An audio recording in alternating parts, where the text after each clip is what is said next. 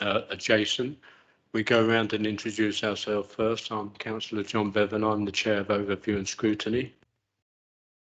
Hi, Councillor Pippa Connor, Vice Chair of Overview and Scrutiny and Chair of Adults and Health. Thank you. I'm Matt White. I chair the Housing and Regeneration Scrutiny Panel.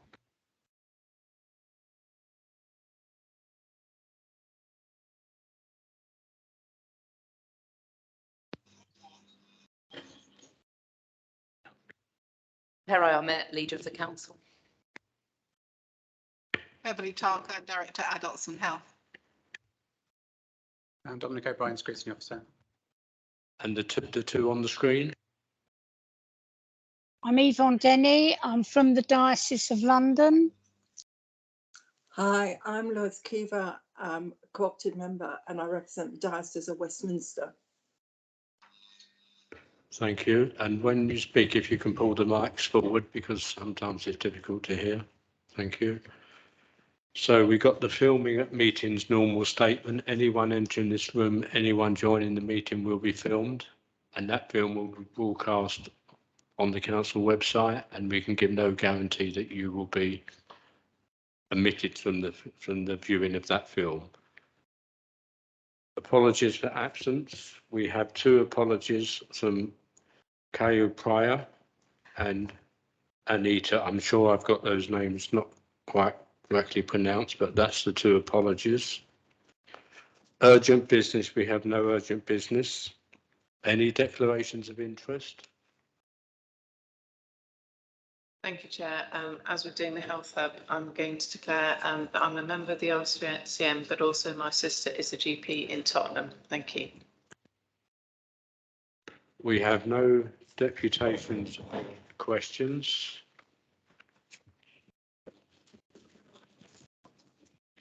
So the item next is the minutes.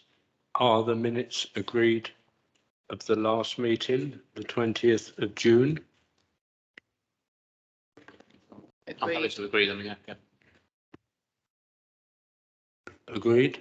I'll just make one point. There was a bit in the minutes about myself being on the Health Joint Committee. I've agreed to do that. And we have a substitute as well, a councillor who's got medical experience. If I cannot attend it, there will be a substitute to represent us. Just in terms of the actions from the meeting, I think we need to make sure we've got an action tracker in place so that we know what's happened to them. I know there was an action relating to the name of the panel that I chair, so I just we want to keep track of all the actions so we know whether they've been resolved, what the outcome was. Your action's been resolved. That's been resolved. That the new member of that panel. Dominic. No. My action was about the name of the panel. Oh, okay, right. I understand. Yeah. So that's not been resolved yet. So Dominic, we need to have a tracker action log for all the future minutes. Yes, we'll certainly get that done on the Housing Regeneration Panel. That's certainly been noted by the officers, and I think it's probably part of the discussion that will happen through the Scrutiny Cafe process about what's the appropriate configuration for that panel. One other thing about the minutes, there's two things. So one is the gambling bit that we were going to get an update from the Cabinet's response to the recommendation from our inquiry date, and they were going to do a written update. So if we could get that and the fire safety review, I would hope that an update could be provided quite quickly. That would be helpful. And if there's any reason why there should be a delay, if we could be informed of the delay. Thank you.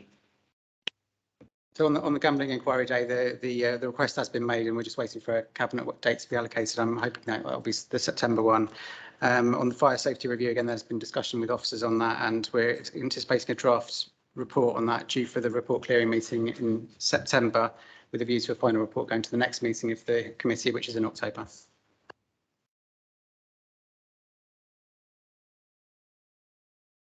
Right, we've got two more members just arrived because of the traffic delays. Would you like to introduce yourselves?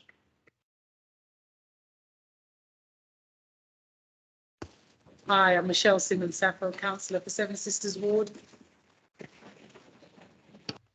Hi, Councillor Makbule-Guinness. I'm the Chair of Children and Young People's Panels. Thank you.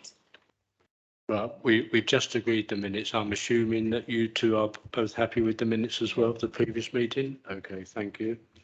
So the next item is the membership of adult and health scrutiny panels, which I think is in your report. Any comments or questions on that?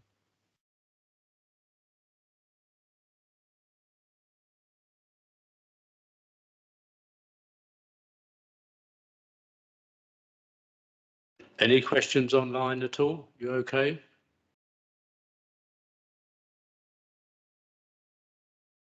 That's agreed. Then that report is Agreed. okay. Thank you. And then we go on to cabinet member questions. Leader of the council and the chief exec. The chief exec has given his apologies because he's not well today. So, Councillor Ahmet, it's yourself. Would you like to kick us off, basically? Sure, thank you, Chair. Beverly is here. She'll try and serve as best as she can, but if not, we can take any questions away for the chief exec. So I'm just going to go through some of the priorities and agenda for the new administration and just sort of whiz through that, and obviously it's over to the panel then for some questions. So let me just start with getting the basics right. And this is really about the need to get the basic functions of the council to work well, to be responsive and effective, and Haringey to be known for the great local services to residents. And examples here include customer services, housing repairs, parking permits, bin collections and potholes, and really emphasising the need that as a council we just need to get those absolute basics right.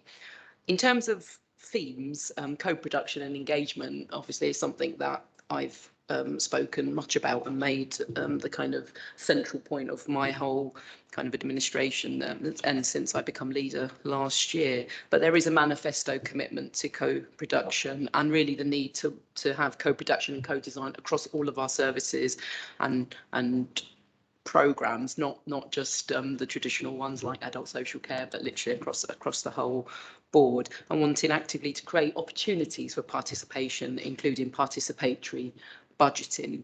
And to do all of this, really, we need a culture change in the organisation, opening up the council, changing our relationship with our residents, and services working with people to arrange, design and process things. And quite importantly, it's about the community development approach to projects and programmes and the need to have much deeper engagement with local people, not just surveys, consultations that nobody knows about, but reach out to communities that are seldom heard and build these relationships. And we need to do this both for specific projects, but also for wider programmes as well. And like any culture change, yeah, this is not a quick thing. It's not going to happen overnight. It's not going to happen in a year. It's going to take a while, but really it's about laying out our stall and really showing our commitment to this, to this need for change, this need for cultural change. Now, in terms of specific priority areas, we've got early years, we've got placemaking, and we've got climate change. Now, in terms of early years specifically, there is something around improving our health visiting, especially post-lockdown, and I think we're actually still grappling with what actually did happen during lockdown and some of the issues that have arisen as a result of that that whole period. And as I've said quite a few times before, I'm a parent of a lockdown baby, and just the impact that that's had on our families in the borough. And it's also about re-establishing a Haringey Youth Council. It's really important that we become a borough that listens to and where young people are really at the heart of all of our decision making, and re-establishing the Youth Council is one step towards that, and creating more apprenticeships as well. I'm sure it's something we'll all be happy to sign up to, but creating those opportunities for our young people. Now on to placemaking. We often talk about regeneration, but this is around placemaking. And this is about, it's different to regeneration, not just about buildings, it's not about bricks and mortar, it's about the sense of place and, you know, creating that place, but also making places better for people who already live there, not just shiny new buildings, but about improving those spaces for people who are already there, and co-producing a wood green vision with people for the whole area. Also, we've spoken a lot about food and cultural festivals across the borough, and building Haringey up as a cultural destination, and also prioritising health provision and other key infrastructure alongside new housing developments. And as I said already, creating a sense of place as well as homes. When you live somewhere, it's not just the building, it's about the education, it's about the health, it's about the physical environment that immediately surrounds you, and really placing an emphasis on that. Climate change, now we could probably say a lot on this, and I know that some of my colleagues have, but just briefly, we want to co-produce climate action and bring people with us and allow us to be more ambitious. It's clear there's a need to be more ambitious on this agenda, and we absolutely have that commitment to be ambitious. And this is shown with the low traffic neighbourhoods, which we're about to roll out in the next couple of weeks. And to be clear, we are one of the only London boroughs to have exemptions for this from the outset, which is why it's taken a bit longer than it has elsewhere. It's because we really wanted to make sure that those people who are most adversely affected will have those exemptions from day one, and that's why the rollout is in August rather than earlier this year, as was originally said. We do want to work with tenants to insulate council homes and cut their bills, and quite controversial at the moment, planting more trees as well. And I know this is a bit of a controversial topic in some areas, but I think tonight's probably not the time to go into some of the details there, but we will be targeting streets that have low coverage and co-designing community gardens with people as well. And our manifesto, on which we were elected and on which I've become leader, has got many commitments on the whole green agenda as well. I think I'll leave it there. That's brief. Hopefully brief enough, but not too brief. Okay, right. So I think everyone will want to ask questions to the leader. So if we go round to my right, and then along the table and then to the screen. If you've got more than one question, can you ask the leader in one go? And that, because you want to get as much in as possible. Thank you, Chair. So thank you for the overview. That was really helpful. I've got two questions. So one is on co-production, which probably comes as no surprise as my committee did a full scrutiny review into how we could do better at co-production in adults and health. So one of the questions that's come from that is around where do we find any sort of framework and governance structure in any report to tell us what the council's thoughts are around co-production, because I've understood the wanting to do it, and we've understood that it is being done in certain projects, and that's fantastic. But I think it's just having something laid out somewhere so that residents could see what this potentially looks like. Now, of course, it'll change in different circumstances, but I think it just gives a gist of where we're actually going and the framework on which this is going to be set. So there's a request really is there something out there that has got that already, so that residents can see what we're actually intending and what we mean by it. The second one is around the Mazars report, which came to last week's corporate committee. It showed that 11 of the 24 audits completed in 21-22 had an assurance level of limited, with another area having nil. So that's to say half the areas were found to have inadequate assurance levels. These substandard audits included important services such as safeguarding and cybersecurity. And the comparisons with previous years, going back to 2019, shows a trend of worsening assurance levels across the range of completed audits. Though recommendations from audits are being implemented, the trend shows there's not enough being done proactively. We're of course operating in a difficult financial environment, but what's been done to ensure that services are continually focused on improving quality and compliance within the audits that have been sort of done already? And those are my two questions. Thank you, Chair. So just on the point of co-production, I guess we've got pockets of good practice already, and you mentioned your committee, but I guess I can also mention the fact that in 2018, when I was the Adults and Health lead, we set up quite a lot of co-production and actually co-design groups, and a lot of areas of good practice do actually sit within that service and the work that Beverly and Charlotte did. In terms of how we incorporate that into the governance, so we've spoken about the Haringey deal, right, and and how we do incorporate that into all that we do. I guess it's difficult to kind of know what the crux of your question is, Councillor Connor. Is it about do you want a document that highlights what co-production is, or is it because I think what we're kind of talking about is how we design our services. That's the sort of core point here. So the Haringey New Deal and the deal that we're talking about is really about our engagement with our residents and making sure. And we know we've already got examples of that. So, for example, the ballot on Broadwater Farm recently, how we engage there, but also as we move forward. So I guess, is it a document you want to see that says this is co-production? Is it within a service level agreement? Is it within a cabinet report? Is it within a consultation document? I guess all of the above. Yeah, I think it's somewhere that residents can go to see what we're actually mean. Because of course, if they listen to you tonight, then they get an understanding. If they've read the Haringey New Deal, then they'll begin to get an understanding. But it's just about having that strength of purpose, that framework within, as you're saying, all these amazing things that have been done well. But actually, how do we put that out there in order to showcase what we're actually doing and that the residents can get excited about and begin to engage in? Otherwise, it does seem that it's going to remain in pockets. I think that sort of structure across the whole of the council, I think, needs to be put somewhere. I'm just asking, where would it be best put to be?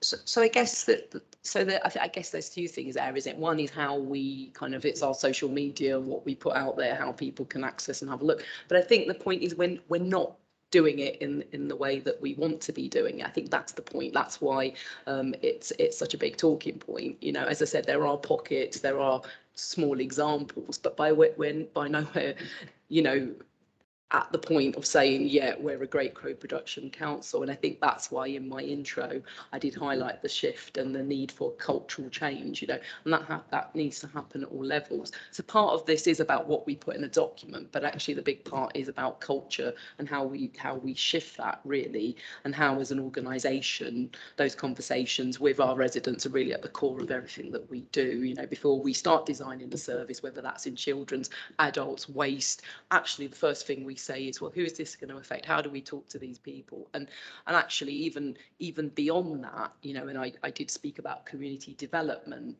Really, one thing I'm really absolutely keen on, as is my cabinet, is talking to those people we do not traditionally hear from. That's really important. And demographically, it's stressing that, people from the east of the borough, people we don't, people of colour, people, people we do not normally hear from. And I think that has to be a major part of this. So it's about different voices, but it's also about who those voices are. And that's why there's also the whole agenda around young people as well. Where are young people within all of these conversations? We have lots of conversations about our parks, who uses our parks, what festivals we have, what we do with them. Where's young people within those conversations as well? So yes, it's about what we document, what we put in writing. It's about people having a look, but actually co-production is also about hearing from those we don't traditionally hear from as well. And it's also about culture. I can't stress that enough. In terms of the Mazars report, I think that might be one that I'll have to defer to the chief executive. So if we can if we can make a note of that, and then he can come back with a response to that. Thank you. Matt? Thank you, Chair. Yeah, so following on from Pippa then, I think you've really very well diagnosing the problem. it's quite true that we need to hear from those seldom heard communities. I mean, I know from my time in cabinet how difficult that is, and certainly in my early conversations with officers about low traffic neighbourhoods, both I and officers were very, very clear that that's what we wanted. We wanted to hear, and that was also David Lammy was making that point as well, very, very forcefully to us, that that's what we needed to do. But I suppose what seems to be missing here a little bit is a clear idea of exactly what we're going to be doing as a council in order to do that. It's fine to say that we're not hearing from those seldom heard communities, but how are we going to hear from them? Because we know that, we've known that for a long, long time, and you know, it's not that efforts haven't been made in order to do that. So what is it that we're going to do that's different, and how are we confident that we are actually going to hear that? Because otherwise, co-production risks being another case of you know, we're just hearing from those people with the loudest voices, those people with the sharpest elbows, and those are the people that are going to be building the services. And we know that those aren't the people that we need to hear their voices, but we more importantly need to hear the voices of those people that we don't hear, because those are the people that rely on our services more. Similarly, I'd also like to know, with the change, and symbolically there's been a change in name from regeneration to placemaking, I'd like to have some idea about what's concretely going to change in the approach, because all the stuff that you say about it being about making places that work for everybody, and again, we need to talk about those people that aren't people that we hear from loudest and most often. What is it that's going to be different about this placemaking approach that's going to be different from the traditional regeneration approach, which you know, to some extent and with some justification has been criticised as being actually gentrification. So how are we going to, what actually are we going to change? Thanks. I think some good points. I mean, I think at the heart of all of that is what I've mentioned, which is the community development approach to projects and programs, and not just a case of when we want to when we want to ballot on a scheme, we just turn up and do a bit of work. It's taken a community development approach, and it's taken a whole area approach, really, and I think that's really important. I mean, to the point of, you know, your first point was around how do we talk to seldom heard from communities. Now, a lot of that is about access as well. Often, you know, we use the term hard to reach. It's often not that people are hard to reach, it's that we're not reaching them in the correct way, and we're not talking to them in the correct language. And sometimes that literally is language as well. It literally is the fact that we're not putting things out in languages that people can understand. So I think all of that's really important. Now, I just wanted to touch on one thing you did say, diagnosing the problem. Now, I appreciate sort of we do need to move on from that, but I think it was really important to diagnose the problem, actually, and to say this is a problem. You know, when we're going out there, our residents' associations are, you know, the voices we hear from are not necessarily represented. I think it was really important to diagnose that and kind of push back on that. And actually, when I sat in the chair a couple of years ago, I remember we did a consultation, and the response rate was absolutely was really low, actually, and that was something that we needed to change. So how do we change it? So I think I have touched on some of them. I mean, there is something around, you know, so a youth council is a first step. You know, so there's something about setting up a youth council and young people and re-establishing that community development approach. As I said, not just a case of officers and ourselves as politicians turning up on the state when we've got something specific to say, but actually keeping that relationship going all year round, making sure that the information is accessible, making sure that it's a two-way conversation, making sure that, you know, we're talking to people on their own terms. And actually, you know, you're right, it's it's a lot easier to give a solid example, and there's one that I do frequently give, which is some of the work we've done around Turnpike Lane in the past in the past year, which is a small example, but it is an area that's blighted, you know, high crime rates, high crime levels, you know, and there'd been a couple of murders there, unfortunately. But it's that kind of approach you take. So you pull in, you know, internally we have lots of departments, but you also pull in outside, you know, you pull in the police, there's health, you know, and it's just taking that whole area approach, really.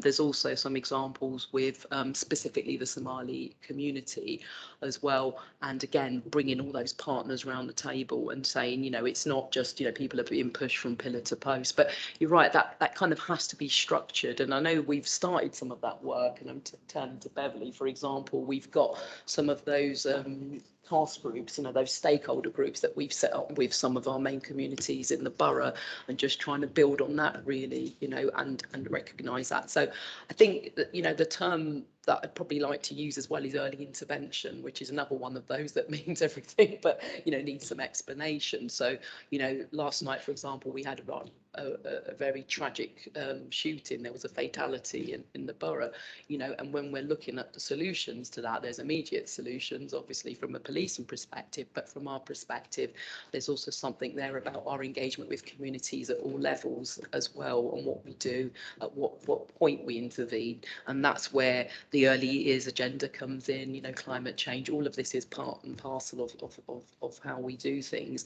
And I will go back to the getting the basics right, because often when you sit down with people and we say, you know, hard to reach, and you sit down and you say, what do you want from the council? And they're just like, can you pick up the phone? You know, can you know, I've got repairs that, you know, I've got housing repairs, and they're things that, you know, we don't always address in our kind of big picture moments, you know, when we're talking about our sort of, you know, mass kind of regeneration. But those basics are what really matters to people, you know, getting those housing repairs, someone picking up their phone, being able to get a parking permit, the bin collections. And I think that's all part and parcel about how we engage with people day to day. So I think there's something about structures, there's something about process, but there's something about our attitude and our will and commitment to just making sure we get those basics absolutely right. The regeneration question. Sorry. So I suppose it was linked in. The question was moving from regeneration to placemaking. Yeah. What is it similarly? What is it specifically that's different about this approach? Because as I said, you know, the stuff that you talked about has been said about regeneration. So what is it that we're actually going to be doing differently?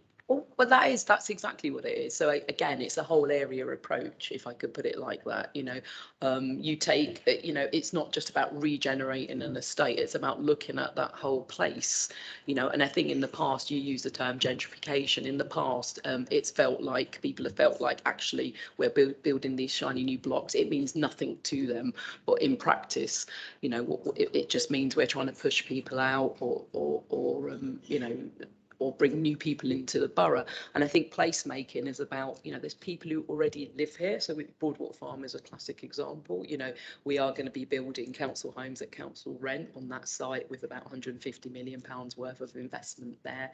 And I think that's what it is. It's about taking it's a whole area approach. It's how does education fit in? How does health fit into it? And, you know, you take areas like Northumberland Park, Tottenham Hale, Wood Green, and I think that's a piece of work we're going to start looking at in Wood Green. So it's not just, are we going to fix up the library? It's also about, well, what's going on in the Noel Park estate? What's going on, you know, what's the offer around schools? What's the offer around health? You know, I mean, I'm not a regeneration expert, so I don't know if it's a term that's used as commonly, but it's about social regeneration as well as the bricks and mortar.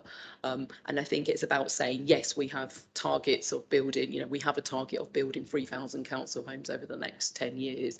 And, you know, much needed, but also within that, it's about how we take that whole area approach as well. And, you know, look at the private rented sector, for example. You know, we've got more people who live in the private rented sector than we do live in council homes, currently 90,000 versus 20,000. So it's that really, it's that kind of whole area approach and not just focusing on bricks and mortar, if I could put it like that. Okay, Makbule. Thank you, Chair. Thank you, Perry, for a really good kind of setting out your priorities and the priorities of your administration. I suppose my question is kind of like in terms of like it's related to co-production and working more effectively with the communities, especially with the communities that we traditionally haven't managed to. I mean, I very much welcome that approach. I think that's the way forward, and it's like if we really want everyone to be part of, like, to benefit equally from what the council is offering to, you know, fulfill their potential and so on, it's good that to have that approach. But it's more like obviously other local authorities, Labour run local authorities across London are also applying co-production. Is kind of like a big thing across, you know, councils. I think it's a very good and interesting way of working together. And basically, my question was, have we had any conversation with other local authorities, like in terms of like just trying to learn from them or trying to exchange ideas and way kind of to learn from each other?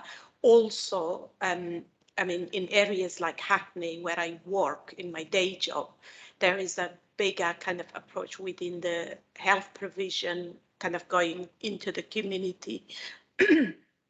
For the neighborhood model, where you kind of like bring lots of community organization, you know, NHS, council, voluntary sector, and the residents come together to kind of shape that area, to kind of shape that. So I was just trying to basically establish what relationship do we have in terms of how is health coming into all of that reproduction and going into the community, engaging, and also exchanging, you know, designing services, I suppose, in the perspective of the residents. So I will leave it there. Thank you. Rather conveniently, I've got Beverly sat next to me. So I think Beverly, because obviously there's a whole localities approach, but I think Beverly can say a bit more about that. Thank you very much, Leader, and thank you, Councillor Gurnez, for the question. Just incidentally, I've spent the afternoon in Islington with members, health staff, talking about integrated care systems.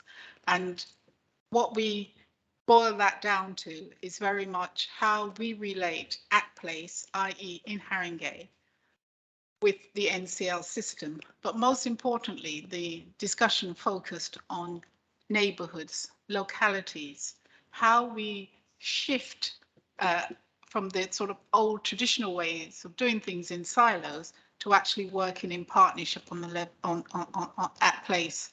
But significantly, it is residents and communities that are at the centre of our work. Relationships are really key. I think we've heard that theme being illustrated here tonight. Also trust, and that takes time to build. And we can identify certain ingredients that improves the success of those relationships. There's something about us being visible within our localities. There's something, if you're focusing on that sort of health and care and the offer to residents, how does primary care, the fuller report looking at neighbourhoods, the great, you know, the sort of golden thread that goes through the way we need to be working alongside and not doing to, but working with our residents. So you're right to feature health, and later on this evening you're going to hear from Jonathan, actually, who will give you, I think, an excellent example of how we've worked together extensively with our residents to develop a service offer, an integrated health and service offer for residents. So lots of work going on in that health space, but it takes time. It's, as Councillor Ahmet said, it's a change in culture. It's a real shift from the ways we usually do things, and we've got to learn from each other. You asked about whether there's any other place doing it that we can learn from. Well, actually, in my experience, people are learning from us because we've got some really good examples of how we've worked with residents at the centre and in partnership. Thank you. Michelle?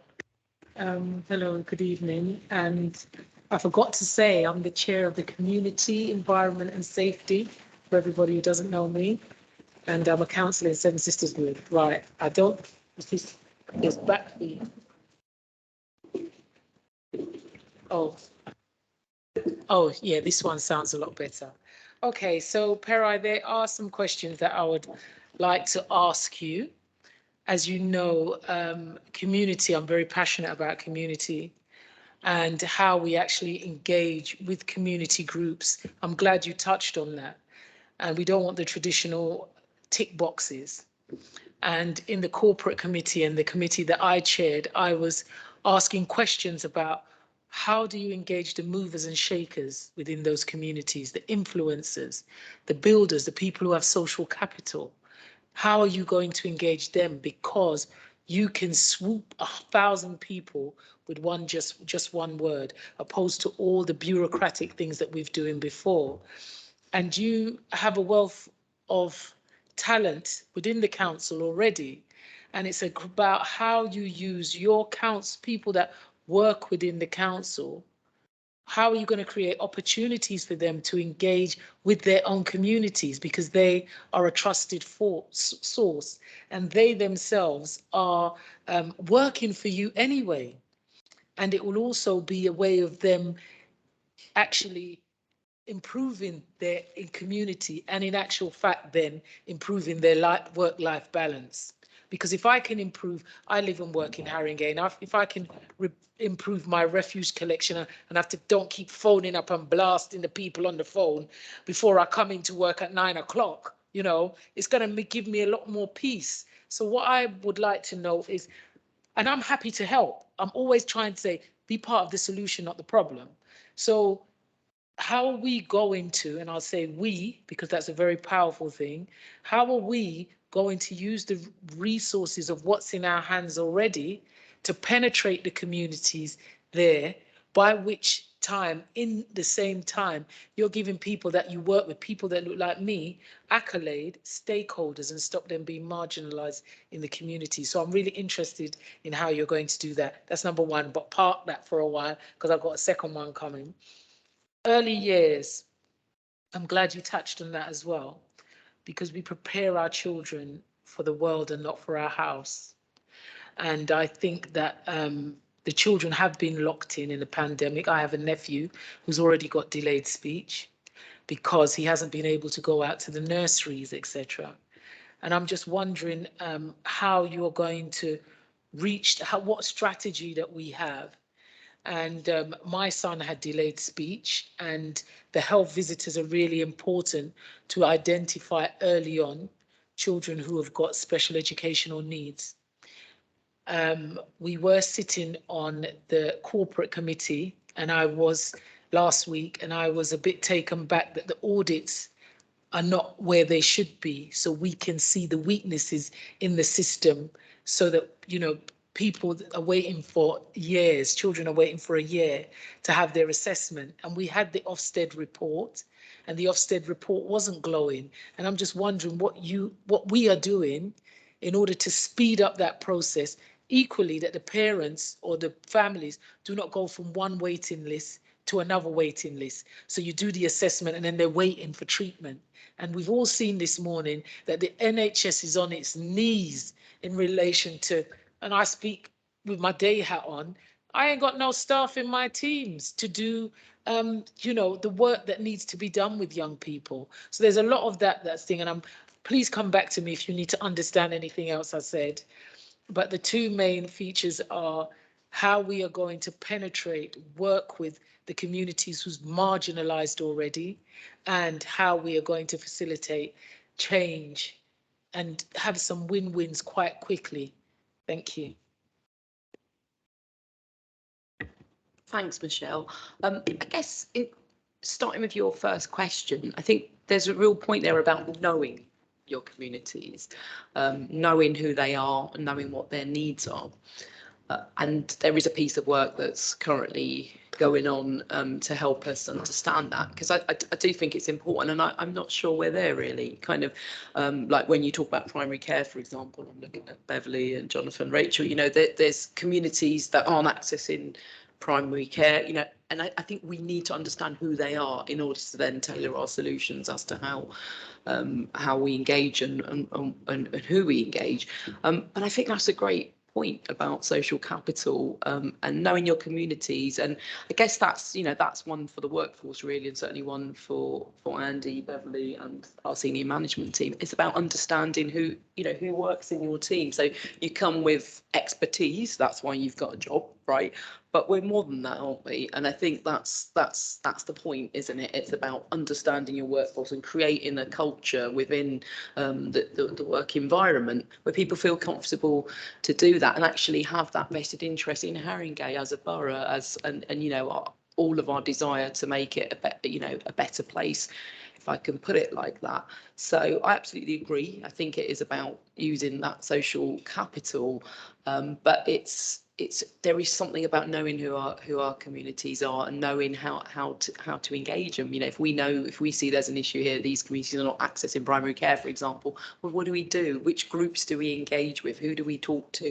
And I think traditionally it's very easy to just talk to the usual suspects, to talk to people who, you know, and sometimes we just have to push past that a bit. And some of what Beverly's described, and I'm sure Jonathan will come in, it's about that locality approach and kind of just really kind of getting to know what's going on at grassroots, if I can use that term, really, you know, moving away from ivory tower syndrome. You know, we you know, it's very easy to sit in this building or any building really and just feel really distant.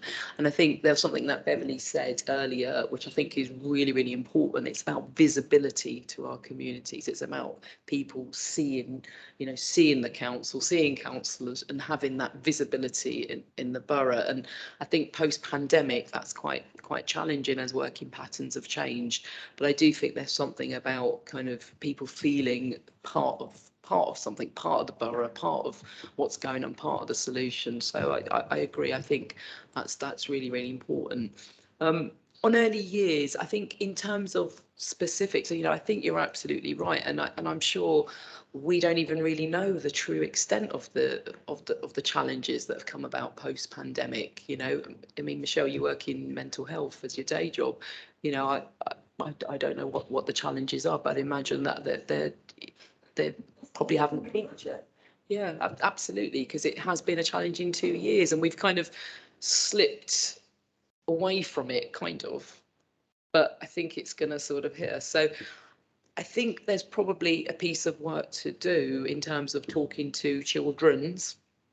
And that's certainly something I'll do, but also looking at the at Councillor Ganesh in terms of the children's panel, it might be something that you want to look at or have looked at or ask the children's department to talk to.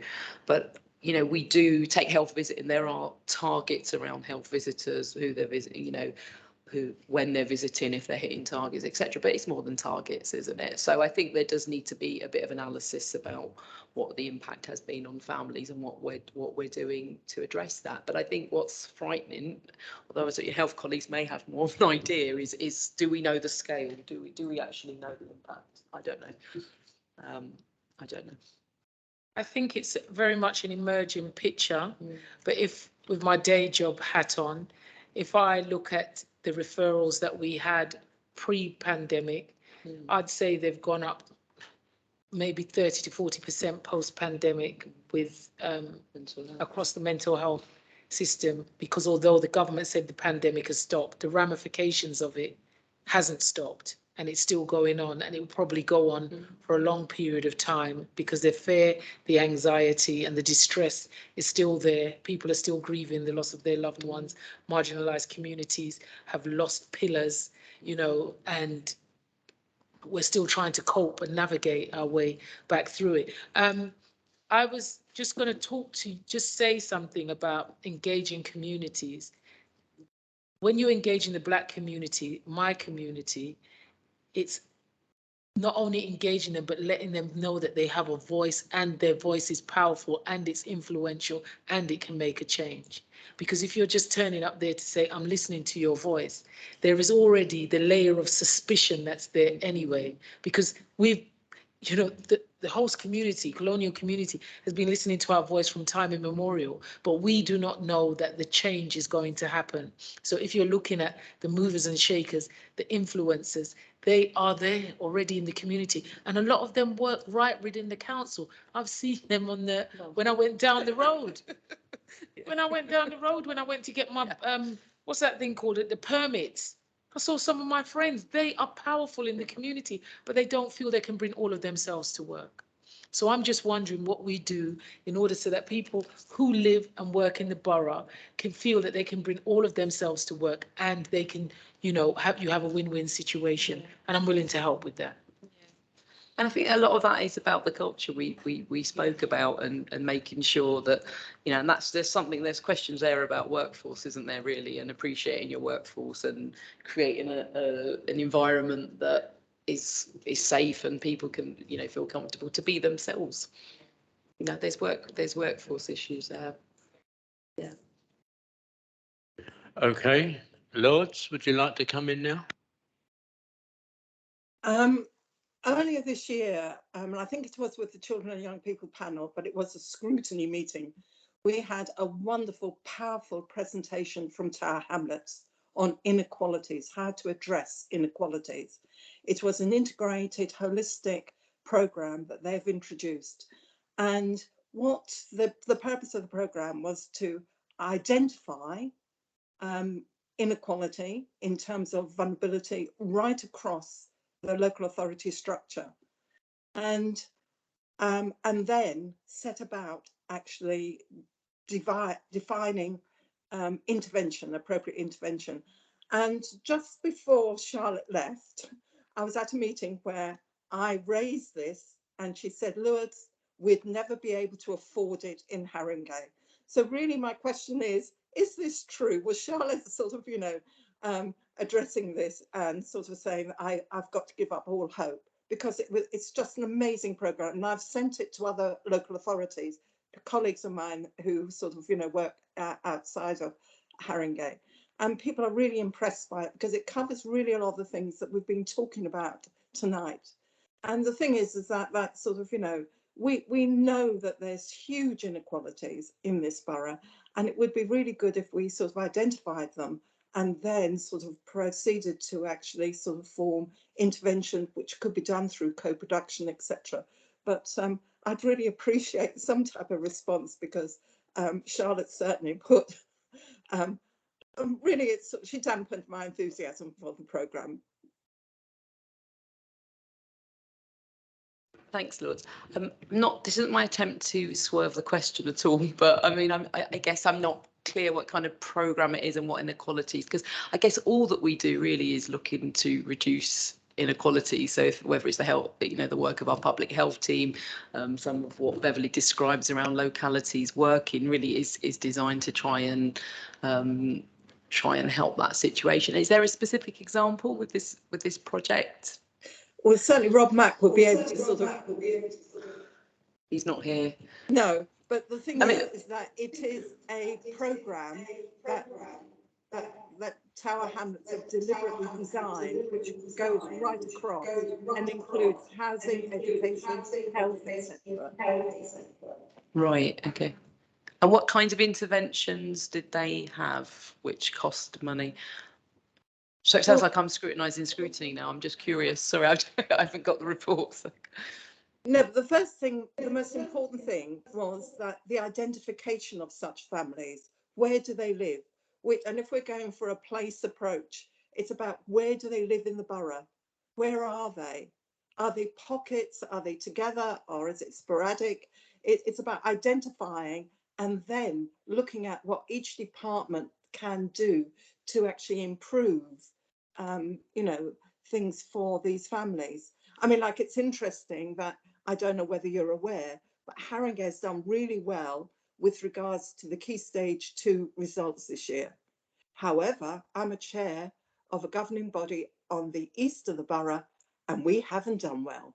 So it'd be really interesting when those results come out, you know, school by school, it'd be really interesting to see the difference between the west and the east. And even within the east now, because gentrification is starting, it'd be really interesting to see, even on the east, where those inequalities, even in terms of education and the results obtained at 11, where they exist. That is what Tower Hamlets have been doing now for the past 2 years. It's identifying the issues around inequalities, including health inequalities. And we all know that there's huge health inequalities between the west and the east of this borough. Before you cut, Yvonne, have you got your hand up on this specific question? You're muted. No, not on this specific question. I wanted to bring something in about the repairs, if I may. Can we just finish this question first? McBooley, Yep. did you want to quickly come back on this and then we go to Perra?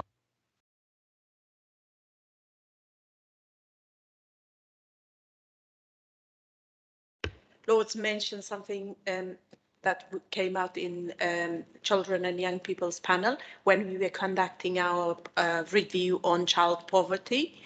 And basically, the model Tower Hamlet was using is like they had a database system of vulnerable families, vulnerable people, or people, like a thorough understanding of what's causing poverty. I mean, we all have a simple idea of what causes poverty, but I think they kind of established a really good framework where they understood poverty and realized they were kind of using that database to communicate with these people when there were like supports available, and also ranging from housing. I think then subsequently it came out that through our own evidence gathering that Haringey was relying on something similar anyways, but it was an interesting kind of way of like diagnosing the problem in a very good way, then having, you know, like very good initiatives to tackle that. I think one of them was basically apprenticeship and creating jobs for young people through the development that was happening in the richer part of the area, like so on. Like it was, and also obviously Tower Hamlet had a, when they did their child poverty review, they were also offering free school meal. They agreed to offer free school meal, and they did say that it actually did make a huge difference to how the, you know, the poverty level was sort of coming down for children, impacting health, like improving the health and their concentration, their education. Shall I come in? Yeah. Thank you very much, Councillor Gurnez, for the clarification, and thank you, Lords, for the question. I don't know the report that you refer to, but I know we do a lot of work in the borough in terms of identifying areas of deprivation, health inequalities, troubled families, and we have a variety of approaches. But what I would say is that we're always open to learning. So what I will commit to do is to go away, look at the, get my officers to look at the Tower Hamlets report, and obviously look to see what learning we can take, and also reciprocally what we can share with Tower Hamlets in terms of what we're doing. So I'm happy to do that. Thank you. Okay, thank you, Beverly, for that. So, Lords, if Beverly has a problem finding that report, I'm sure you'll be able to provide it for her. Well, Yes? Rob definitely will. Yes. Okay, right, good. Now, Yvonne, your turn. I just want to bring up the fact that you said about the repairs. Now, the repairs in the east of the borough here, especially around Seven Sisters, is absolutely diabolical. We've got a residence room here which we use constantly, and we can't use it.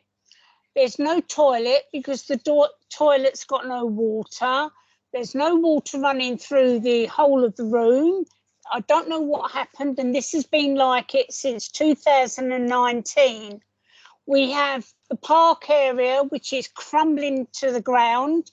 The foxes are running wild out there, and we've had several pigeons being killed by the foxes. Now, the repairs, I've wanted my front door repaired because it's been out of action since 2011. The top hinge came off it and it's a disabled door. And unfortunately, I just can't find anybody in the council. When you ring up, you ask for the housing manager and they said they don't know who it is for our area. We ring up, we book the arrangements and they don't turn up. So I just wanted to raise it to see if other people, well, I know around here, they're screaming out for repairs and nothing's being done. And the park's become dangerous now because where the foxes have ripped all the concrete tiles up, they're all hanging down. And I just don't know what to do with them. It is really bad out there. So if you could raise it with somebody, I would really appreciate it because the children can't play out there because it's too bad. Thanks. Yvonne, have you had a chance to talk to this with your local councillors? Because this is where the issue should really start off at the local councillors. Maybe, but we don't. We had one councillor come round. She stayed here for about 2 hours. She wanted a rundown of what we did on the estate and the surrounding areas, how we work together as a team. She promised to come to 3 events and she didn't turn up to any of them. The children were doing an exam one day and she said she'd come along and she would do the exam as well. She didn't turn up, so that really sort of put a damper on it. And the parents, they just say, you know, what is the good of having counsellors when we never see them? We only had the one last year and we used Mike Hacketer most of the time. Although he wasn't our counsellor, we used him, but we don't go anywhere now because we don't know anybody. Not round here, they don't want to know. The people, we've asked some of the people in Seven Sisters and they've not had any joy either. So we're just we're a forgotten end. We are a forgotten end down here. Thanks, John. I'm the councillor for Seven Sisters Ward. I run a surgery every single Wednesday at the Triangle. I also do a clean up once every month. I'm very visible. I'm also embedded in a lot of the religious groups. I don't think that I am your councillor though, Yvonne. I think it probably, I don't know who is your councillor. No, it's not. They're 2 new girls. Okay, I think I know who they are. I can definitely raise it with them when I email them and I'll ask them to get in contact with you. Okay. Okay, thanks. And Yvonne, if you email me the repair details, I'll contact the cabinet member for housing and make sure she puts it at the top of her long list. Yeah. To be dealt with. Is that okay? That's fine. That's fine. I've got some of the older children keeping an eye on the children. Right. And that's your lot. Any other questions, Yvonne, or is that No, that's fine. Thank you. Thank you very much. Okay. Now I'm just checking the time. We've probably got 7. We've probably got. Anyone got a quick question that they want to ask? Just 1 or 2 quick questions, and then we go on to the health people. Thanks, Chair. Yeah, I didn't ask this question before because it actually comes under Michelle's portfolio, but I thought I'd use this opportunity now because it's something that's slightly bugged me for a while. So it's about how responsibility for transport is divided up in the council, and I did raise this with the previous leader. I feel, and with my experience also with responsibility for strategic transport as a cabinet member previously, it seems to me that with responsibility for what happens, the changes we make to our streets being divided between 2 different cabinet members and 2 different directorates, it's very, very difficult to have a kind of overall control of what's going on in the changes we're making to our streets. And I think this is particularly important when we're planning to make quite a lot of changes to our streets over the coming years. We've got walking and cycling action plan. We're wanting to increase the number of journeys that are made by public transport, on foot, by bike, reduce the number of journeys made by car. It's a big part of the action we're taking against climate change. So most other councils, as far as I'm aware, they have transport under one cabinet member. Is there any thought being given, either by yourself, and I was planning to put the same question to the chief executive if he was able to make it tonight, of bringing us under one directorate as well, or one cabinet member, one or the other, both would be useful, I think. Thanks. So I'd say I do have it under one cabinet member, and that's Councillor Micah Catter. So transport falls under him. Strategic transport is his responsibility, hence why he's leading on low traffic neighbourhoods, healthy streets, etc. What we did was that the change from last year was that Mike now has all the kind of strategic environment stuff, including LTNs, including transport, and Seema, I presume, is the other cabinet member. So she deals with the operational elements of that, really. It's Mike. Mike is the lead for transport. That's precisely the point that I'm making, is that the operational part of it is divorced from the strategic part of it. So when it comes to what kind of happens is a plan gets made, and then it gets passed over to another department and a different cabinet member, and it's quite difficult to kind of keep track of what's going on. It really is.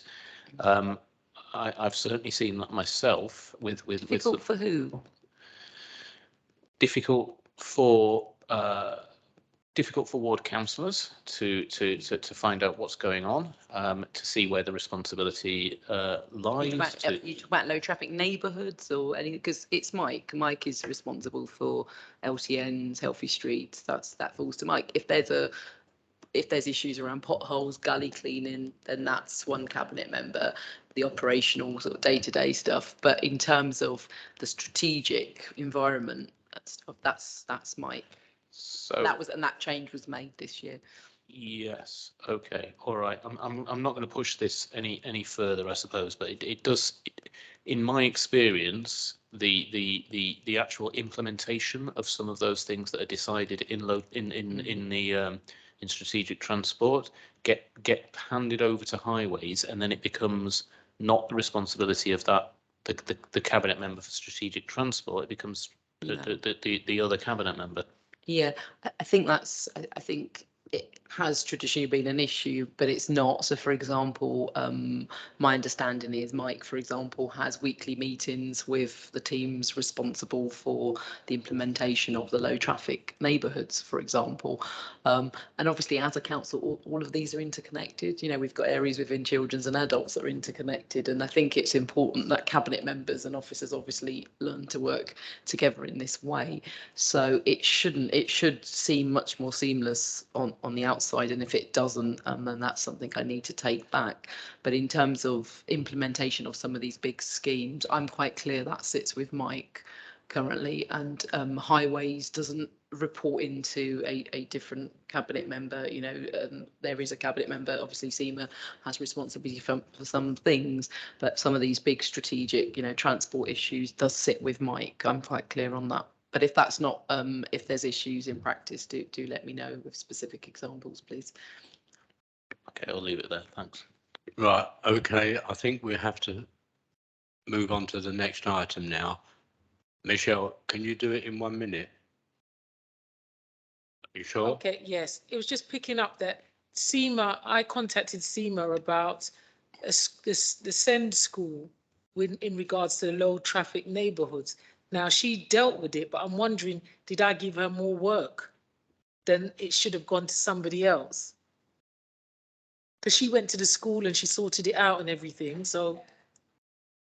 I mean, That's fine, but as I said, it's in terms of strategic implementation and, you know, in terms of portfolio holder, it's Mike. Mike leads on LTNs, but obviously there'll be other cabinet members that feed into that. So around schools, it would also be Zena because it's children's. So yeah, no, but Zena would also be feeding into that. So it shouldn't be that confusing. But as I said, if there are points where it is, then do let me know. But obviously, around all of this, there should be strategic groups that are responsible for the implementation. Yeah. Okay, well, thank you very much, Perry, Councillor Ahmed, for coming to the committee. I'm sure you've been really informative and answered all the questions. I think we just had one action to get a feedback on the audits. One action, yeah. Okay, thank you very much. Thank you.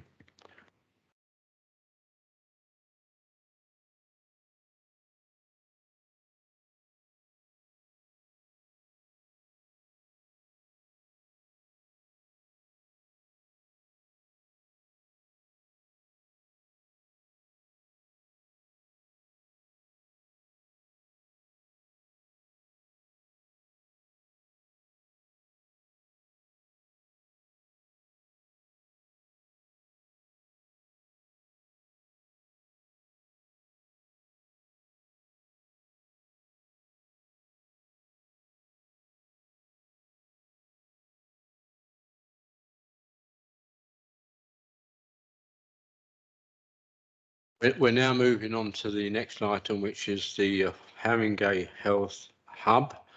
I think you've all had the report, so unless you want to say a few opening words, then we'll go on to questions. I've got one question first. Can you actually tell us where in the shopping mall it's going to be? Because I'm not really sure what side of the high road it is, because part of that shopping mall is, for want of a better word, really low footfall and not looking good.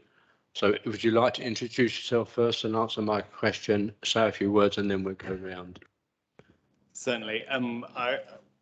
My name is Jonathan. I'm Jonathan Gardner, Director of Strategy and Corporate Affairs at Whittington Health, and taking lead on this. But I think you'll see we've got a full breadth of people here, because what this is about is an integrated health hub.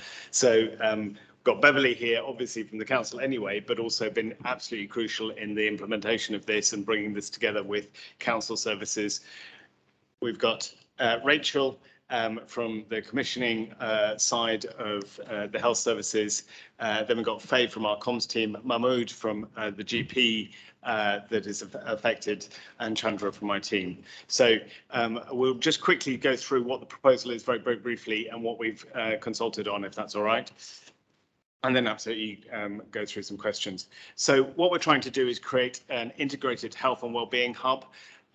We're bringing the community health services, the primary care services, council services, voluntary sector services, all into one place within the Wood Green Shopping City.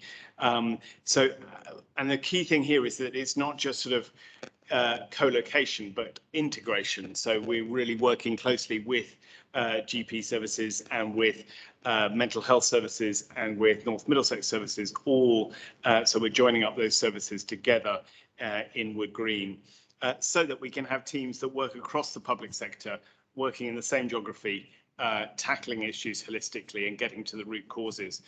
And one of the things that I think has been crucial to this is how teams have been working together.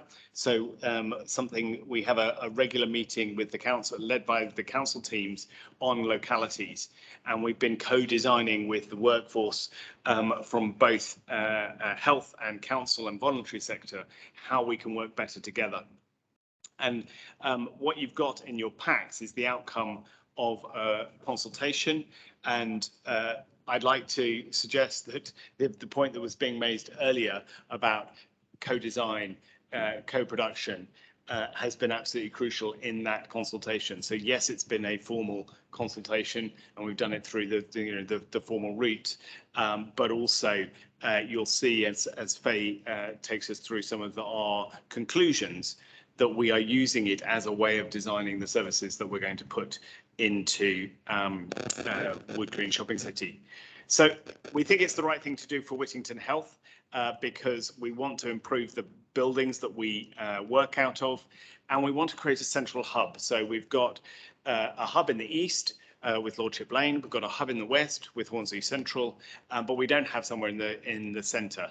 We work out in multiple different areas: Bounds Green, Edwards Drive, Stewart Crescent, St Anne's, and we want to bring those together into a more easily accessible central location in the shopping city. So that's why Whittington Health want to do it.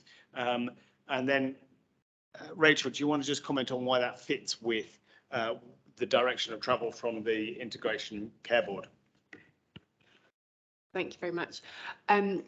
So it fits with the direction of travel from an integration point of view, because what we're trying to do is to make the navigation process just easier for our residents. So we just want it to be straightforward for them to get the access to the people that they need. And we know that quite often people come to see their GP, but sometimes that what they need is a bit more time and attention on some of the issues that are not just pure health issues. What they need is sometimes help with navigating housing systems or employment. They want things that other people can help and support with.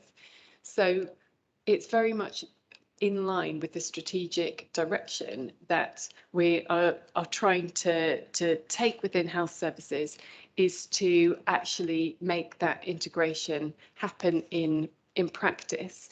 So what we want to do is to take this opportunity. We've got an opportunity in that Whittington is thinking about where best to locate its community services, and what we want to do is make that an opportunity for us to think about the integrated offer for residents and patients. It's very much in line with some of the conversations we were having before about fuller and creating neighbourhoods where people feel that services are accessible to them, and just change some of that kind of power imbalance that people sometimes perceive, that services are kind of hidden away and are out there, but bringing it much more into where people live and work, and presenting that as a joined up offer. I just want to say one other thing, which is that we've got a vision for primary care in Haringey as well. And the vision for primary care in Haringey is that our workforce needs to be as strong as possible. We know about the challenges with primary care, and we're not alone, but we do have a really challenging position in Haringey with our primary care workforce, particularly GPs, low numbers of GPs, people planning to retire. If we want to have strong primary care in Haringey, and we really do, we need to be able to offer state-of-the-art premises where people want to work, and we need to encourage those practices which are already strong and are already teaching practices, because those are the practices that, in a very, very challenging environment with a really kind of workforce shortages, those are the environments that can attract new trainees and wider teams. And so that is why it's really important to us to be able to seize opportunities to provide state-of-the-art premises for our leading practices. And West Green and Hornsey Park are those leading practices. You'll have seen it in the information, and I'll say it because they might not say it. But this is a practice that is rated outstanding for leadership, and it really makes sense to us to have two kind of branch practices in really, really key points. One West Green on Green Lanes, and the other right in the heart of Wood Green, so that we can really use that as a way of supporting our practices. And that's been part of our primary care strategy, is to encourage practices to be teaching practices, and then really encourage those practices to be operating out of really well designed modern premises.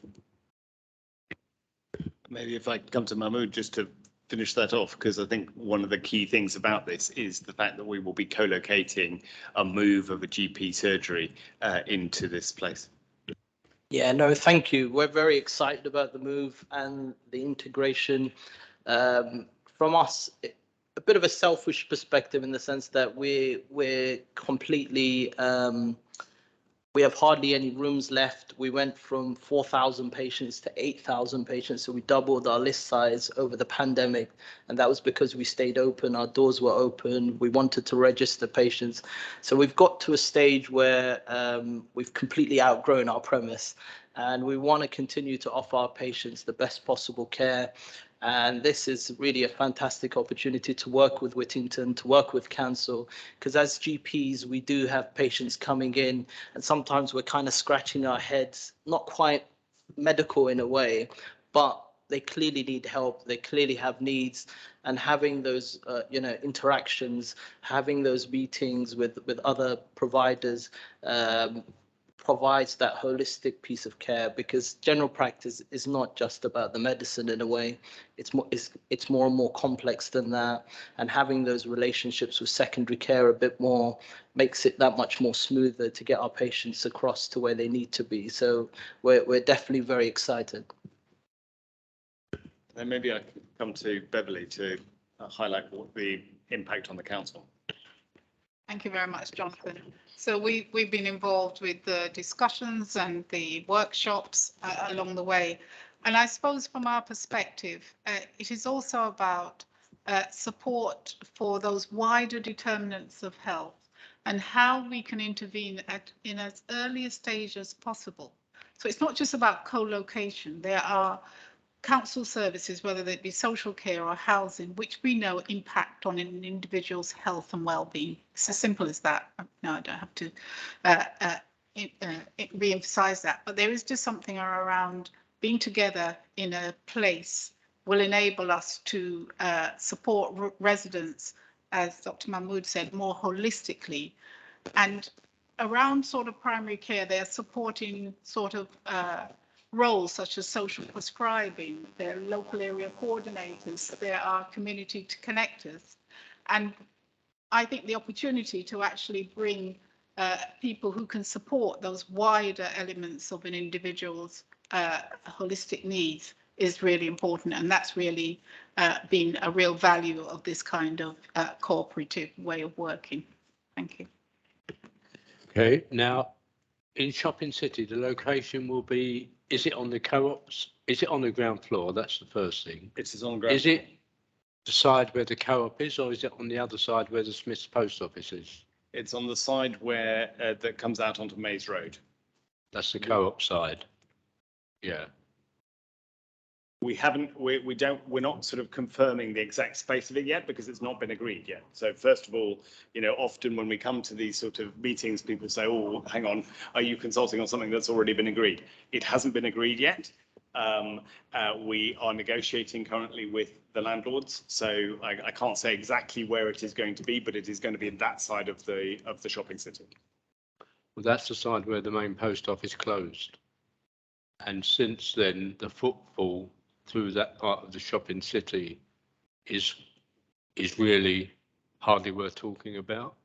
So if I was your property landlord, I would be jumping at a development like yours taking up space there, because it would reinvigorate that whole part of shopping city. If I've got the locations right, and whether that's a bargaining tool or not, but I think you should bear that in mind, because that part of shopping city is basically a mess and a disaster. Yeah, anyway, so that's clarified that. So we'll go around again. If you haven't got questions on this particular issue because it's not your specialist subject, just pass. And so we'll start same as before, to the right here with Piff. Well, obviously, yes, thank you. So, yes, I have a couple of questions for the panel in front of me today. So thank you for the papers and the update. So one area that I have a huge concern about, and it's come again into my email box, is around people with complex mental health needs who also need much better coordination between the healthcare that they're getting, the key workers, and the housing that they are receiving.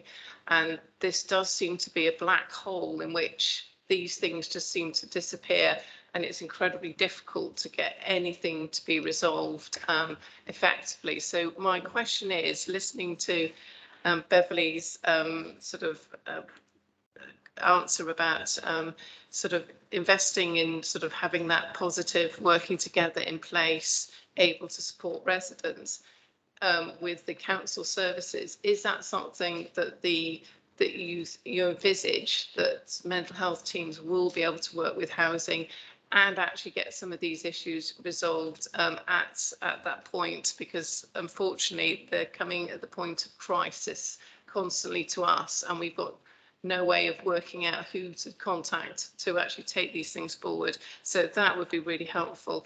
The second one is around, in the report you said, additionally, people raised concerns about privatisation of the NHS and services. They wanted to understand the ownership of the hub and who would be providing the service. I might have missed the answer in that report, but I didn't see the answer. So if you could just sort of briefly let us sort of understand that. And then the final thing was on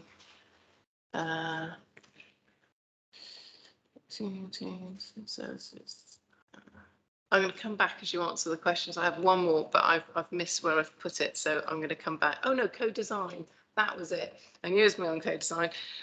So the bit I wasn't sure about within this report is whether you engaged with people who engaged with yourselves and during the consultations, or whether you actually set out to ask residents to a co-design group, which was a specialist group set up that had minutes, agendas, it had actions and outcomes, and you're looking to take that group to look at the whole process all the way through, which is a long-term sort of co-design group. So could you just briefly explain what type of what do you mean when you said co-design? Thank you.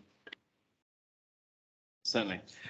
So in terms of the complex mental health needs, really good point, and something I hadn't actually clocked before, but hopefully I have an answer because Barnet, Enfield and Haringey Mental Health Trust, working with Camden and Islington Mental Health Trust, are going to be part of this as well. So they're going to have probably only 4 or 5 rooms, but at least they'll have some presence there. So I could see a world, in the future where exactly that is possible, where you have specialists in mental health, sat alongside council housing officers and so on. Rachel, you look like you want to come in on that. So BEH are closely involved, and this is an opportunity to get exactly those sorts of joined up conversations. And we were talking about it before we were talking about the borough partnership. I would just also like to say, though, that I think it shouldn't be dependent on having a physical co-located space to enable that to happen more easily. It is a particular area that we've been talking about anyway, regardless of kind of bricks and mortar. And I think there is a real need to support people in their housing better at an earlier phase, so that housing placements, etc., don't sort of break down, and then post discharge again to be thinking more at the start of people's journey about what their subsequent needs are going to be and facilitating that. So it is actively something that's already being kind of progressed and explored, but so much the better when you can have those conversations in the same room.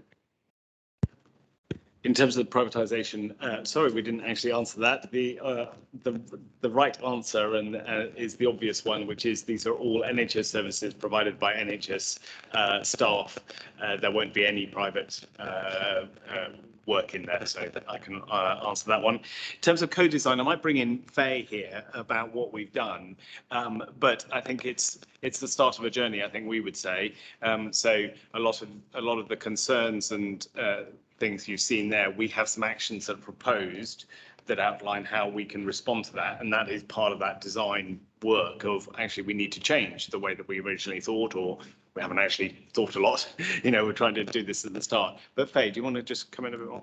Sure. Thank you, Jonathan. So through the consultation, it was very much just engagement, going out to people and listening to our previous patients and service users and interested members of the public.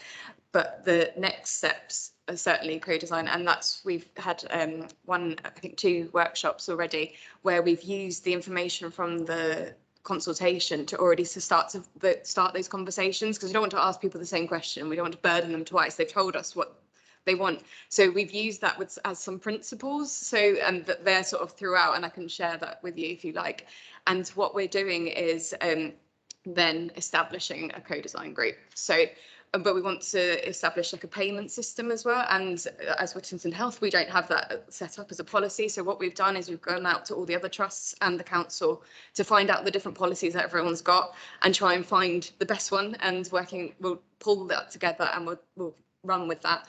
What we're doing additionally is also having, because there'll be face-to-face meetings, that a lot of that kind of what fits in a building needs that, but we'll move digitally if we have to. But we will also offer a digital option for people who are interested, but maybe who don't have that time commitment to be able to say, I will be able to come to that. So that will be open to anyone who's interested, and they can come along, and it will sort of replicate some of what's happened in that meeting with the co-design group, but also then get more ideas that we can then use in the next one. And it's sort of, at the moment, it's the art of the possible. What can we get into this space, and what does a waiting room look like? It doesn't need to be like that, and that's what we're exploring, but it will then get down to that sort of really granular stuff.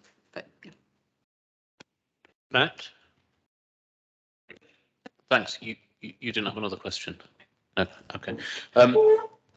So I thought that what not sure if you quite answered that, but what Pippa asked was also about the actual ownership of the location. So presumably it will be we will now be in a situation of renting some kind of lease, and presumably there are negotiations on that. So that's clear.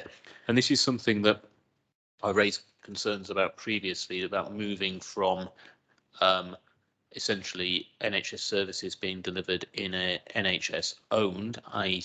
effectively state owned location, to being delivered in a privately owned location. So there is a kind of there is an element of privatisation going on there. What was responded to in what's been circulated was the fate of the premises that are going to be vacated, and that you're saying that you're hoping to be selling them to the GLA or the council. I think the phrase was used was if possible. So I mean, I suppose that means interesting that you say like that, because it's possible that somebody else could give you a better offer you more money, but your preference is still to sell it to the council or the GLA. So I suppose that if possible, I'd just like to see where the boundaries of that are. Also, I mean, I do have concerns. This isn't really a question, just a comment really. I do have concerns about what seems to me to be kind of further centralisation of services. I do, recall at one time being able to get my blood test done at my GP just to walk around the corner. Now I have to go somewhere else to do that. More and more services seem to be being taken further away from where people live, which I totally take on board what's being said about kind of getting everything in one place, so there's a kind of holistic approach to delivering the services. That's great, but I think we also need to be careful that in doing that, we're not making it more difficult for people to access those services, because it does concern me that we're also in a situation we're just hearing about the mayor being forced to, I believe, because of funding cuts, to reduce the number of buses that are available, the frequency of buses. Some routes are being cut. So in an environment where public transport isn't being expanded, it's being shrunk. It just concerns me that not all arms of the state are kind of working in a coordinated way towards the same end. Thanks.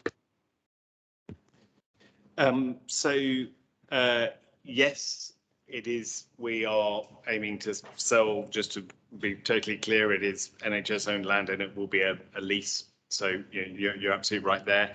The if possible is that I don't want to be putting into a document promises from the council or GLA. It's simply that. So I hope that we will sell it to the council or the GLA. That works with our strategy, that works with everything else. But I wouldn't want to say we will sell it to them if they don't want to buy it. So we haven't got to that point of the negotiations yet. So that's the boundaries of, if possible.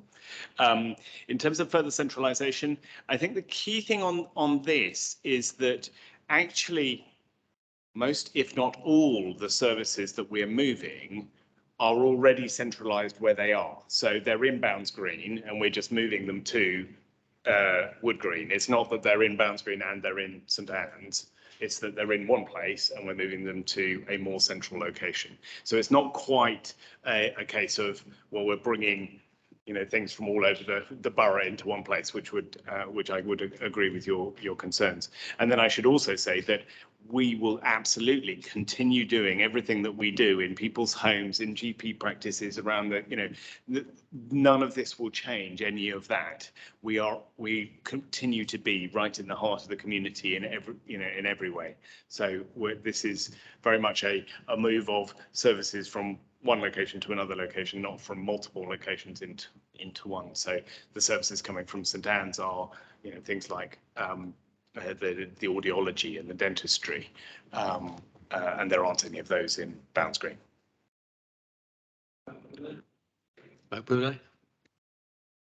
Thank you, Chair. I suppose I don't really have a question. I just wanted to kind of, my overall view is that it's actually a very positive thing. I think when I was reading the report, like bringing all those different services to same location that residents can access it, one service while they are there for some other services as well. So I think that's all quite really positive, and also it will be hopefully enable all the different services to work together better and respond much more quickly to the needs of the residents. And I suppose my only question is that this is a great opportunity for us to, in terms of co-producing with the community, with the society, with the community in Haringey. So what else are we doing other than, I've read consultation letters have been sent out to people. How do we kind of engage the community to kind of have a real say in how the health provisions are actually provided in the community? I'll leave it there. Thank you. I think in many ways your question was answered by some of the stuff that Faye was saying earlier around how we really want to make this the start of that co-production. That this, we've got a whole load of information. We want to take that back out to the community and say, well, what does this look like? How do we improve it? How do we make it work? And it's certainly something that the council and ourselves have been working for quite some time on in the localities board, about how do we work with staff and the public on the way that we bring services together.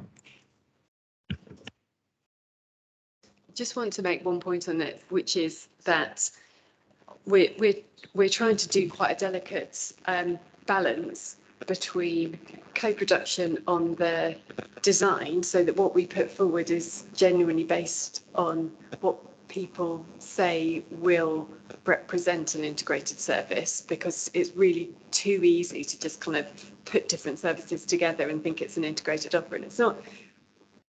At the same time, we also are trying to balance it with the mechanics of have we got approval, have we got trust board sign off of the finances, because what you don't want to do is engage people. We need to be really clear with people that we're engaging on a design that has still got a lot of process to be worked through and is still subject to a huge amount of further scrutiny, and so it's just trying to get that balance. So there would be a whole different stage of co-production where we to get approval and be absolutely kind of through all of those hurdles and hoops that we still need to go through. Michelle. Oh, Yeah, I just wanted to come back on that because we stopped before I finished what I was going to say right at the beginning. No. So thank you. And that is, this is, still has a long way to go in not just in terms of, negotiating with the landlord, but actually getting approval for the business case. So Whittington Health, there is a business case we're writing at the moment with council colleagues, with health colleagues and so on. At the moment, that business case doesn't quite stack up. We've got to make it stack up. So there's a lot of work to do to actually get us over the line to say, yes, this is something we can invest in and this is something we're going to go forward with. So I just wanted to be absolutely clear with that. I've got a few questions for you. The first one is the sample group, because I've looked at the graph on page 25 and on page 75. And it says that on page, it says that 365 people said no and 250 people were not sure. That's on page 25. And I'm wondering, where did you get your sample group from? Where did you get your sample group from? They were our patients and service users who'd used the service in the last 3 years. So we covered pre-COVID because obviously services changed during the pandemic. So we wrote out to, I think it was around 30,000 people. And they were the people that we asked. We did go out to reference groups and to the general public as well, but that data that you're talking about is from patients. Okay, were they the patients in the Bounds Green area and that use the GP in that area? So it was patients who'd use any of the Whittington Health community services in that 3-year period. So any of the services that we were looking at moving were written to. So they may have their GP at Bounds Green, but that wasn't as a Whittington Health, that we didn't directly write to those people. The next thing is the equality impact assessment. I'm a social worker by trade, and I've been working in Barnet, Enfield and Haringey for 22 years. So I'll just put that out there now. And I've never heard of this. So there's no visibility, but having listened to what Jonathan Gardner says, it makes sense now that you haven't got a business case. So the likelihood is we're not going to have it. So I've got privileged information today. The other thing, I was looking at the equality impact assessment, and the thing that jumped out first and foremost at me was the accessibility, because that is mentioned on page 37, the accessibility drop-off, which was noted. And also I've been working in mental health services, and initially my role for 9 years was managing Antenna Outreach Service, which was a service for young Black people experiencing the early onset of mental illness between the ages of 16 to 25. And they were, and the one thing was the high visibility and the barrier for them accessing services. And there's nobody going to roll into Wood Green to access services. So what provisions are you going to make? It's hard enough for them to come to St Anne's Hospital. I did run a pilot a few years, 2019, which was embedding mental health services within GP practices. And we noticed that people were accessing it really a lot quicker because it was covert operations and it wasn't so in your face. So these are the things that jump out at me first and foremost, is accessibility, and how are you going to circumvent the Black community who's already disproportionately represented in mental health services, and they tend to get in there very late when they're being detained under the Act. You know, the list goes on. I can transport data from 1997 when I qualified to 2022, and the dates change, but the statistics remain the same. So that's the main thing that I want to look at. How are we going to work effectively in that way to ensure that they get the best outcomes possible? I know that's a lot of thing, but yeah, there you go. So I think in terms of accessibility, that's exactly what we are trying to work through in terms of, we think it's more accessible from a transport point of view, but we need to make sure that everything's accessible in how people come into the building, come into the particular space. But what we want to do is also balance that with the privacy. And that was the other big message that we've heard. And I think that goes to your point about people not wanting to access something that, you know, oh, I'm going into this mental health service, you know, no, you know, I don't want to, you know, and so what we have to do is balance that accessibility with the privacy. That's something that we've started doing actually with the design of our community diagnostic centre. So which is just at the same side of the shopping city, just being opened in the next few weeks. And we've designed the front to be welcoming, but also private. And so we're going to have to do some work around that. I think your point about mental health is not something that a building is going to fix, you know, but as we were just saying, I think there's something about the accessibility of the services with once you're in that building, if you're coming to the GP practice or you're coming for your musculoskeletal issues, to then be able to be picked up from a mental health angle may be a way forward in terms of getting extra access from that point of view. Can I just come back that I'm very old, although I may not appear. So I remember back in the 80s when they had all those services in Islington under one hub. And then I've seen the whole evolution of it. And now they're back out and now they're back in again. You know, and it did work really well because you had housing, you had GPs, you had health visiting, you had all of them under one roof. And I'm still trying to work out why they changed it. We won't ask for that question to be answered. Yvonne, do you want to come in now? And Lourdes, if she's there, I'm not sure if you're both there, but if you'd like to come in. Yeah, I would like to come in. Now, it was my understanding from the wards that are up, it's not in where the old post office used to be. It's actually in the main building on the ground floor with the upstairs boarded as well. My concern is, if that is definitely where it is, I want to know why you haven't thought about building a lift for the disabled people that come there. Because if they do, they have to go either into Primark to go up in the lift, or they will have to go on one of those lifts that come from the car park. Now, you can go up 4 or 5 times before you actually get to your floor, and that is extremely frustrating. That's why I never go up there, because I can't stand it. The escalators will not take wheelchairs, they won't take buggies, they won't take any form of motorised vehicle for disabled people. How do you expect people with disabilities get on an escalator or try and climb stairs? It's ridiculous. You just can't, people haven't thought about it. I'm one of the ambassadors for disabled people, and I will fight hammer and tong to make sure that if that is the place that it is, it has got to be fully accessible. And I'm not going to give up on this, because I said right from the word go, I've been to near enough all the consultations, I've filled in lots of paper, and how do you expect people in the east of the borough down as far as West Green and Tottenham Hale to actually get to you? There is no direct route there from either of those.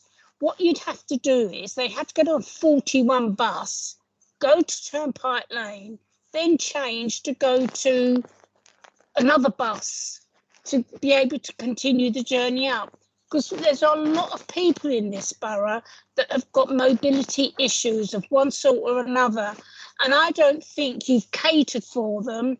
And also, I'd like to know whether or not you're going to have blind services as well, for people to be able to touch something to go round to wherever they're supposed to be. And I know you might think I'm having a go, but yes, I am having a go, because why is it as disabled people we have to fight so hard for everything we want? And I've been fighting now ever since I had the brain tumour in 2016, and I'm still being discriminated against at certain places that I want to go. There is no access, and this building that you're having, it has got to be fully accessible, or I'm going to do something more about it, because I just don't think you're being fair. You know, we're part of a community and we have rights as well. It doesn't matter what the rights are.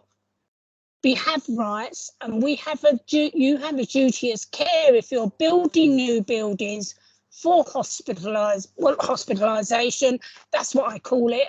And unfortunately, the people that live in the east of the borough have not been given a thought, and there's a great deal of us live here on Edgecott Grove. Thanks, John. Yvonne, I'm sure your passionate question will get a passionate answer, hopefully. I hope, yeah, so do I. Certainly. Accessibility is everything for health services. We absolutely have to make sure that the service is fully accessible. So we don't have designs for, you know, for the place that we think we might be going. So we can't even tell you now where that exactly is.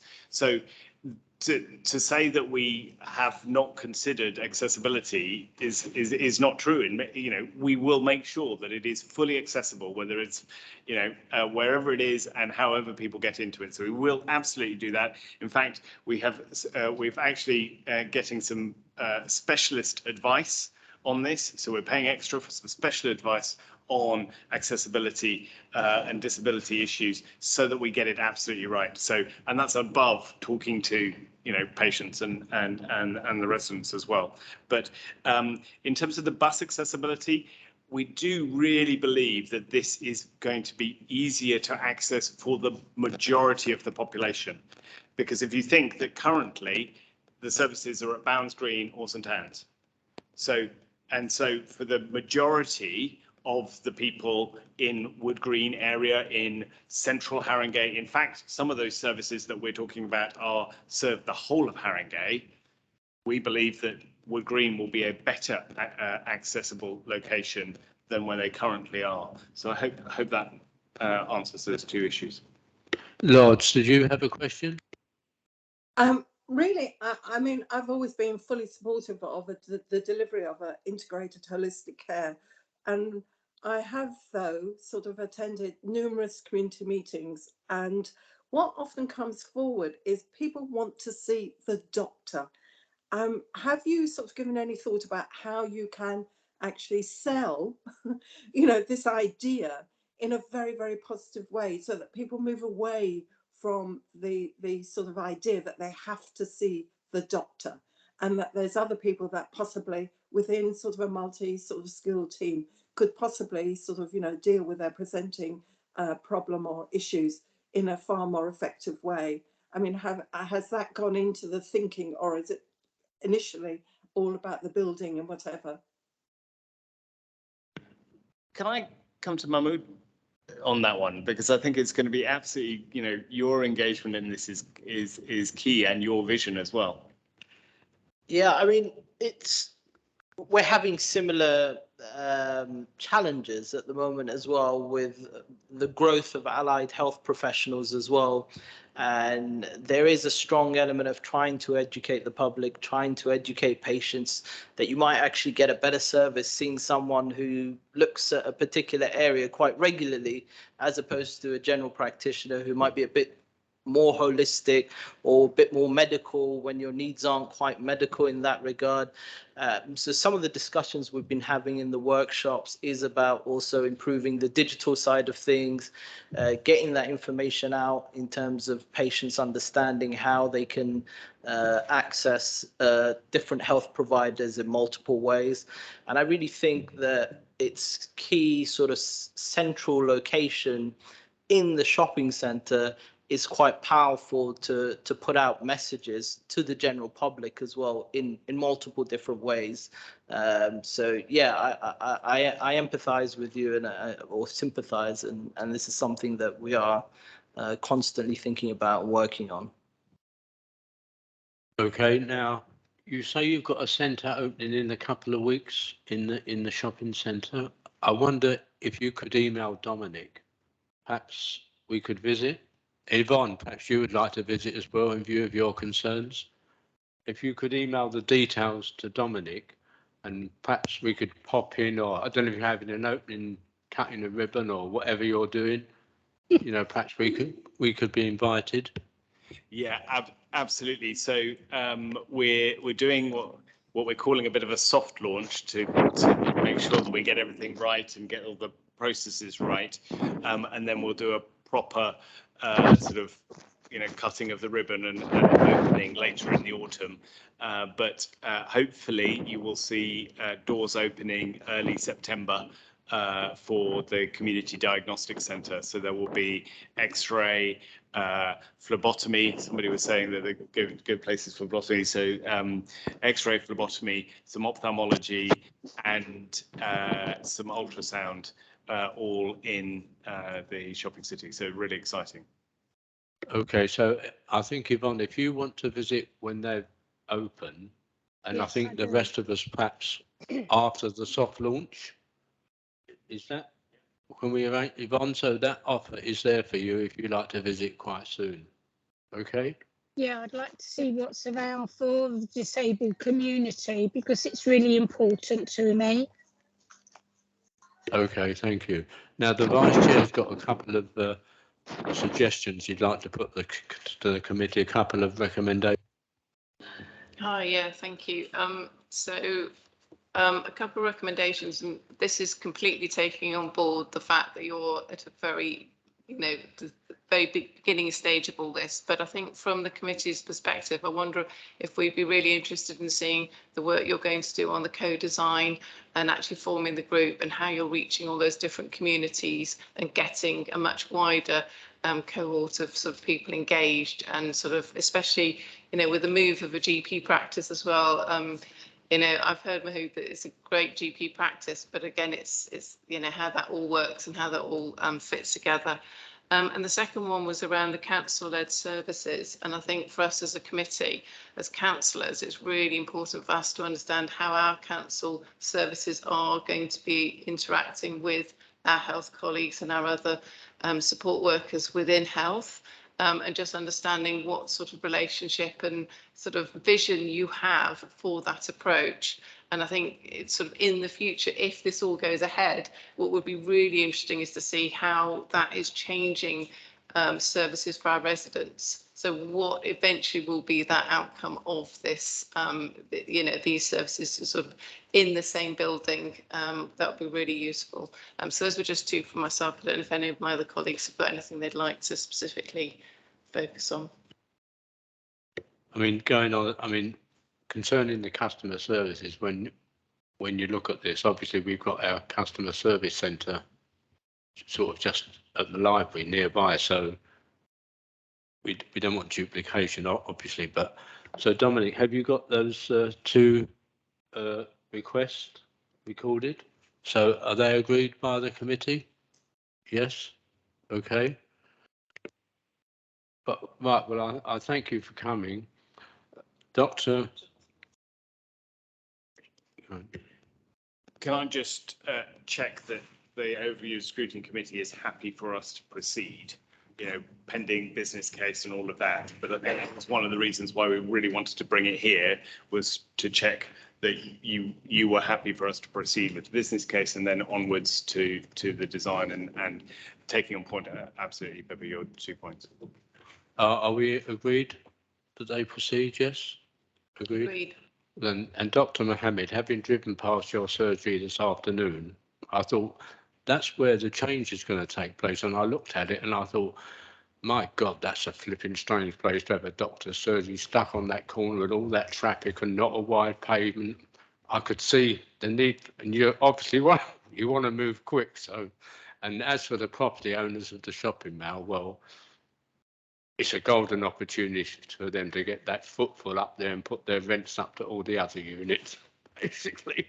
I don't know if I should say that, but anyway, so thanks a lot for coming along. It's much appreciated. Thank you.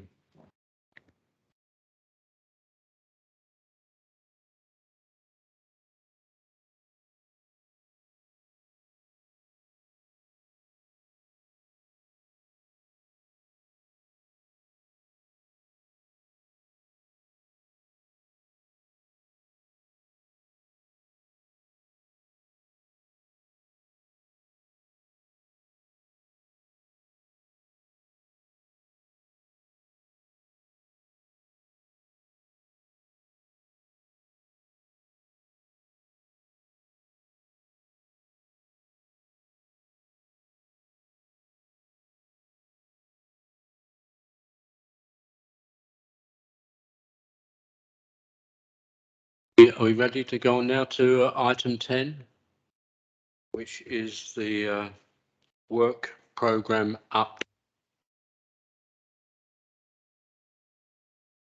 Who's going to go through that? It's item 10, you've got it in your papers. Have we got any questions, queries, or? Thanks, Chair. I think Dominic was going to update us on the violence against women and girls that we got to. Thanks.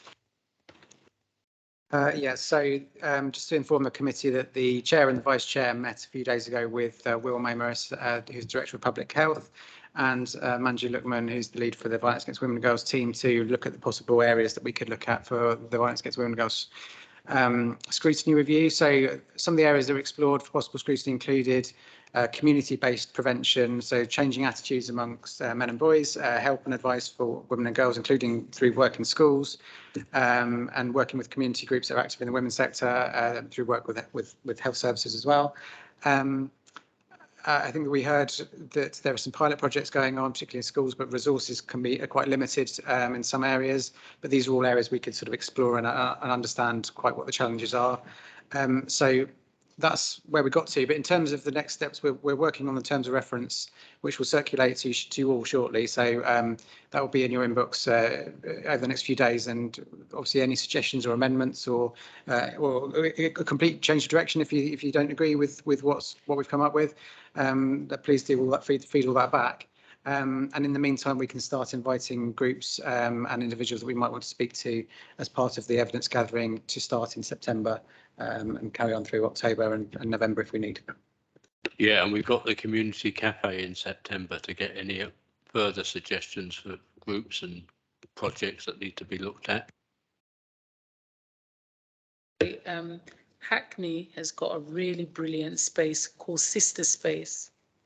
And I don't know if you are aware of that, because Black women have been really badly affected by domestic violence and also the responses of the police. And I have mentioned it here before, and I think that would be a really good group to invite here to see what they do. I'd love to see Sister Space replicated in Haringey, so that there is a space for Black women and they liaise really closely with the police and they provide training to the police as well. Thanks. That's certainly something we've done in previous scrutiny reviews, is looking at projects elsewhere in London or elsewhere in the country that are really good examples that we can learn from and try and replicate here in Haringey. Yeah. Okay, so that's the work programme update. And the next item is new items of urgent business. There's no new items of urgent business. Apologies. Can I just ask Dominic if we've got any update on the gambling, where we are with the gambling update on that? Thanks. So a request has been made for the response, waiting for a cabinet date to be allocated, but hopefully we'll have the response in September. That's what I'm currently working to.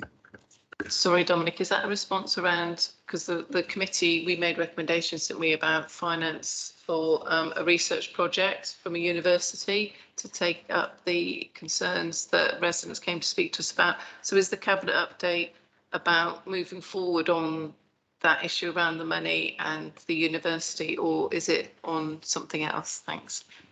Yeah, so that's the cabinet response to the committee's recommendations. That would include, that's the main three recommendations we've made, which includes the funding issue and the research issue. Yeah.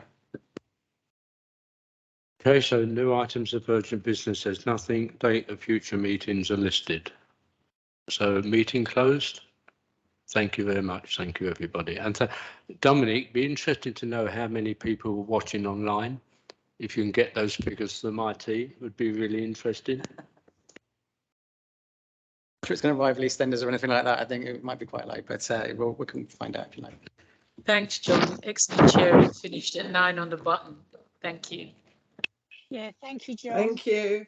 Good night. Bye. Bye, Lords. Bye. Bye, Yvonne. And don't forget, if you want to go and visit that centre that's opening in a couple of weeks, the opportunity is there. Yeah, I do want to go. Yeah, lovely. Okay, I will. bye. Thank you. Bye. Yeah. Bye. Bye.